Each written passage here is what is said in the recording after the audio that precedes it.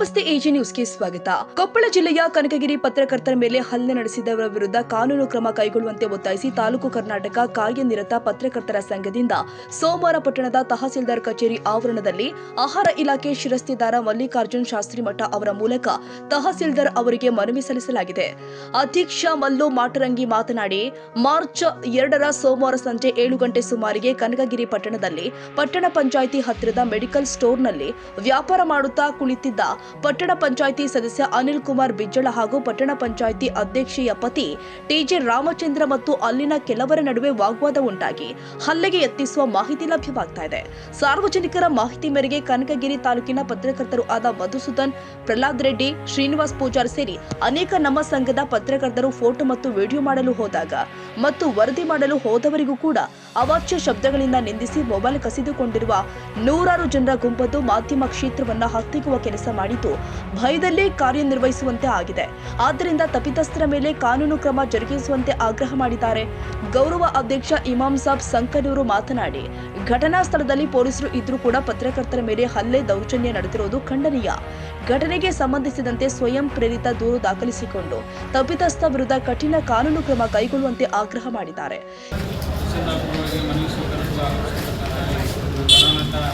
ಮಲ್ಲಿಕಾರ್ಜುನ್ ಮನವಿ ಪತ್ರನ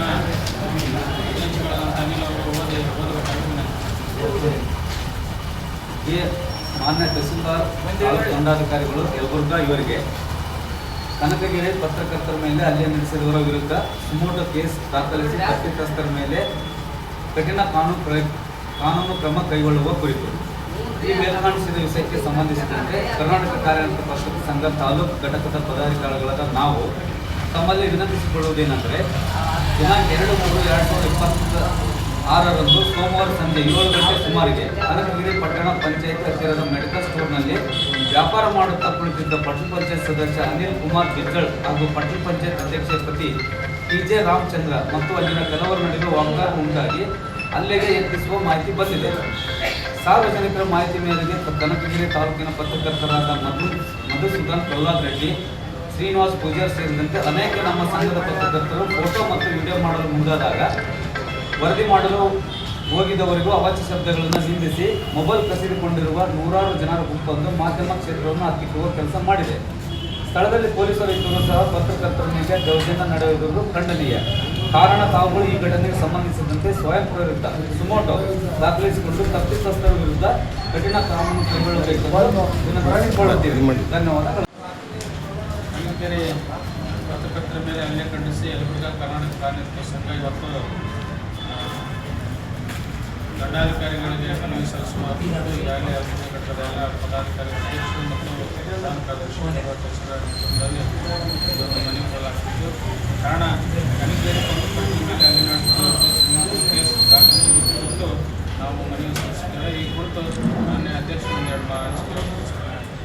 ಎಲ್ಲರಿಗೂ ನಮಸ್ಕಾರ.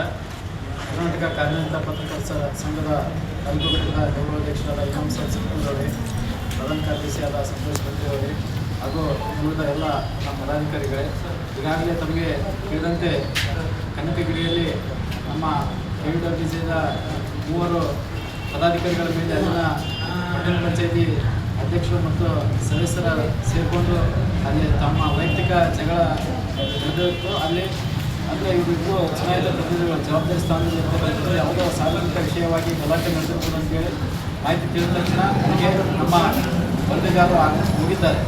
ಸಾರ್ವಜನಿಕ ಮಾಹಿತಿ ಆಧರಿಸಿ ವರದಿಗಾರರಿಗೆ ಹೋದಾಗ ಅಲ್ಲಿನ ಕೆಲವರು ಗಣಿಗಾರಿಕೆ ನಡೆಸಿ ನಮ್ಮ ಪತ್ರಕರ್ತರ ಮೇಲೆ ಹಲ್ಲೆ ನಡೆಸಿದ್ದು ತೀವ್ರ ಖಂಡನೀಯ. ಈಗಾಗಲೇ ಜಿಲ್ಲಾ ಘಟಕದ ಮೂಲಕ ಮನವಿ ಸಲ್ಲಿಸಲಾಗಿದೆ.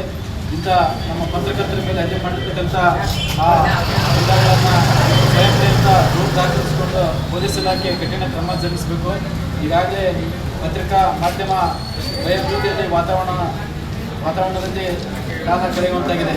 ಇತ್ತೀಚೆಗೆ ಸೋಷಿಯಲ್ ಮೀಡಿಯಾಗಳ ಅವರಿಂದ ನೈಜ ಪತ್ರಕರ್ತರ ಮೇಲೆ ಸಾಕಷ್ಟು ಅದಕ್ಕೆ ಸರ್ಕಾರ ಕಠಿಣ ಕ್ರಮಕ್ಕೆ ಮುಂದಾಗಬೇಕಂತ ಹೇಳ್ತಾ ಮಾತು ಮುಗಿಸ್ತಾರೆ. ಈ ವೇಳೆ ತಾಲೂಕು ಪ್ರಧಾನ ಕಾರ್ಯದರ್ಶಿ ಸಂತೋಷ್ ಬಂಡಿ, ಜಿಲ್ಲಾ ಕಾರ್ಯಕಾರಿಣಿ ಸದಸ್ಯರು ಆದ ಮಹಂತೇಶ್ ಜಲ್ವಾದಿ, ಶರಣು ಗುಮಗೇರಿ, ಉಪಾಧ್ಯಕ್ಷ ಚಂದ್ರಶೇಖರ್ ಮರದಂಡಿ, ಖಜಾಂಚಿ ದೊಡ್ಡಬಸಪ್ಪ, ಸಹ ಕಾರ್ಯದರ್ಶಿ ಅನಿಲ್ ಕುಮಾರ್ ಕಲಭಾವಿ, ಕಾರ್ಯಕಾರಿಣಿ ಸದಸ್ಯರು ಆದ ಉಮಾಶಂಕರ್ ಹಿರೇಮಠ, ಫಾಲಾಕ್ಷಪ್ಪ ತಿಪ್ಪಳ್ಳಿ, ಶಿವಪುತ್ರಯ್ಯ ಹಿತ್ತಲಮನಿ, ಬಾಳನಗೌಡ ಪಾಟೀಲ್ ಮತ್ತಿತರರು ಉಪಸ್ಥಿತರಿದ್ದರು. Andappa Kolur, Koppal, AJ news.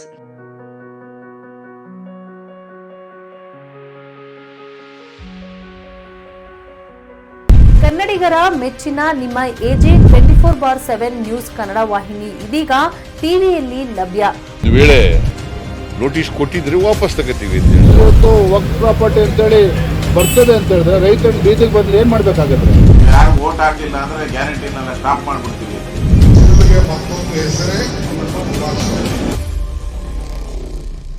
ಕರ್ನಾಟಕ ಮತ್ತು ದೇಶ ವಿದೇಶ 360 ಡಿಗ್ರಿ ಸುದ್ದಿ ಹಾಗೂ ಉತ್ತರ ಕರ್ನಾಟಕ, ಬೆಳಗಾವಿ, ಬಾಗಲಕೋಟೆ, ಧಾರವಾಡ, ಹಾವೇರಿ, ಗದಗ, ಬಿಜಾಪುರ ಜಿಲ್ಲೆಯ ಕ್ಷಣ ಕ್ಷಣದ ವಿವರವನ್ನ ಪಡೆಯುವುದಕ್ಕೆ ಎಜೆ 24/7 ನ್ಯೂಸ್ ಕನ್ನಡ ವಾಹಿನಿಯನ್ನ ಲೈಕ್ ಮಾಡಿ, ವಿಡಿಯೋಗಳನ್ನ ಶೇರ್ ಮಾಡಿ, ಕಮೆಂಟ್ ಮಾಡುವ ಮೂಲಕ ನಮ್ಮ ವಾಹಿನಿಗೆ ಸಹಕಾರ ನೀಡಿ ಮತ್ತು ಚಾನೆಲ್ ಅನ್ನ ಸಬ್ಸ್ಕ್ರೈಬ್ ಮಾಡಿ.